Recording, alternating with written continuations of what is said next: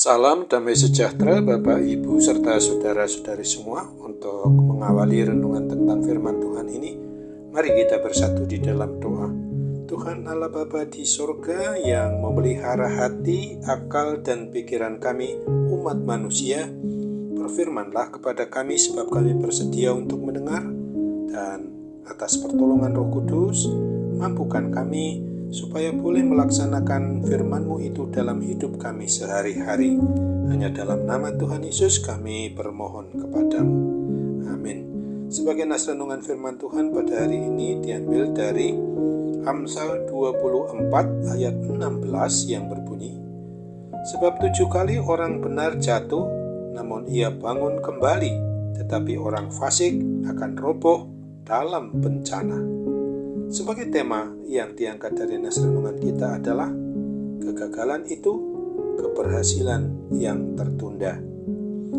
Entah bagaimana pada mulanya bahwa orang yang sukses itu seringkali dianggap tidak pernah gagal.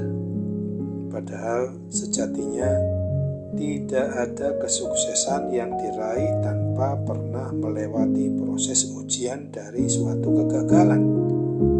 Kemenangan besar yang pernah tercatat dalam dunia olahraga juga tak bisa dilepaskan dari kegagalan atau kekalahan mereka.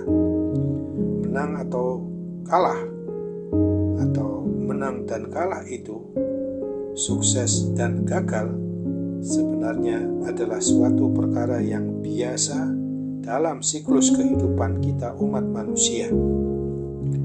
Hal yang membedakan adalah suatu keberadaan mental yang membuat seseorang atau suatu persekutuan bangkit setelah kalah atau jatuh ke dalam dosa pemberontakan kepada Sang Pemilik hidup dan mati kita umatnya, lalu berjuang lagi sampai bisa memenangkan suatu pertandingan iman itu.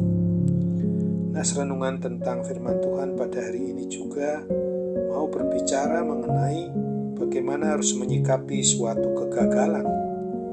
7 kegagalan atau kejatuhan boleh saja terjadi, tetapi setiap kejatuhan akan direspons dengan semangat untuk bangkit dan kembali berjuang.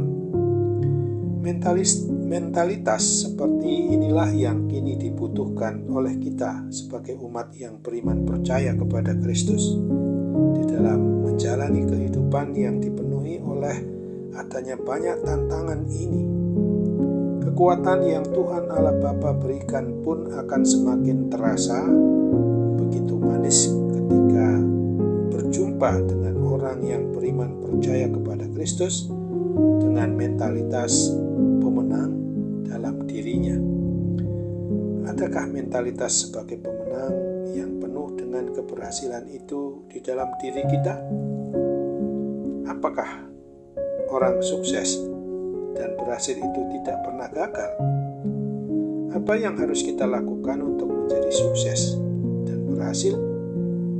Untuk itu ingatlah akan pengalaman iman percaya dari Rasul Paulus dalam pelayanan pekabaran Injil Tuhan Yesus Kristus bagi orang-orang bukan Yahudi itu, sebagaimana dituliskan di dalam 2 Timotius 4 ayat 7 dan ayat 8 yang berbunyi, "Aku telah mengakhiri pertandingan yang baik, aku telah mencapai garis akhir, dan aku telah memelihara iman.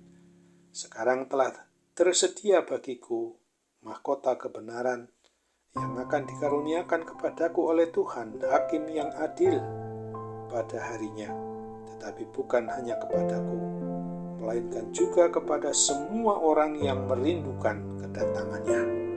Amin. Mari kita kembali bersatu dalam doa.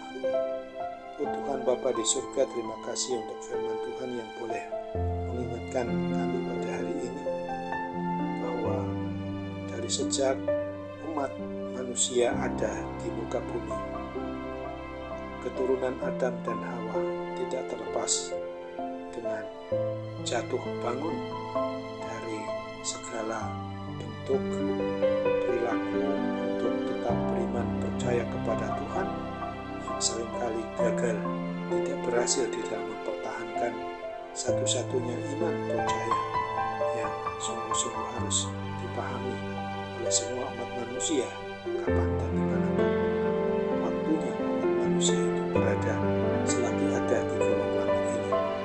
Karena memang suatu kegagalan di dalam memenuhi hidup yang berkenan di hati Tuhan untuk melaksanakan firman-Mu dalam suatu keberhasilan sesungguhnya harus disadari bahwa kegagalan untuk melaksanakannya itu adalah suatu keberhasilan di dalam beriman percaya yang tertunda.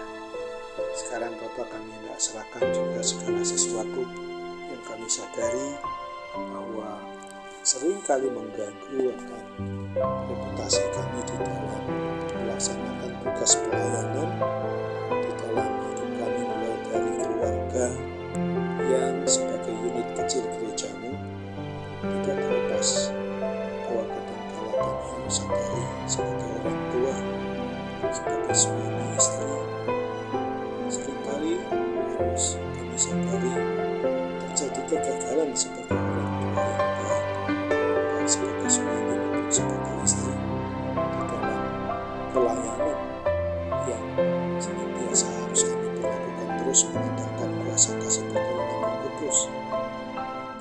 Sungguh-sungguh harus kami sadari bahwa ketika ada kegagalan di dalam memperlakukan tugas tanggung jawab kami selaku orang tua terhadap anak-anak kami, sesungguhnya adalah suatu keberhasilan yang masih tertunda ketika kami masih dalam hidup iman percaya kami terseok-seok untuk berada pada posisi yang dirasakan sebagai suatu kekalahan, suatu kegagalan sebagai orang tua yang baik.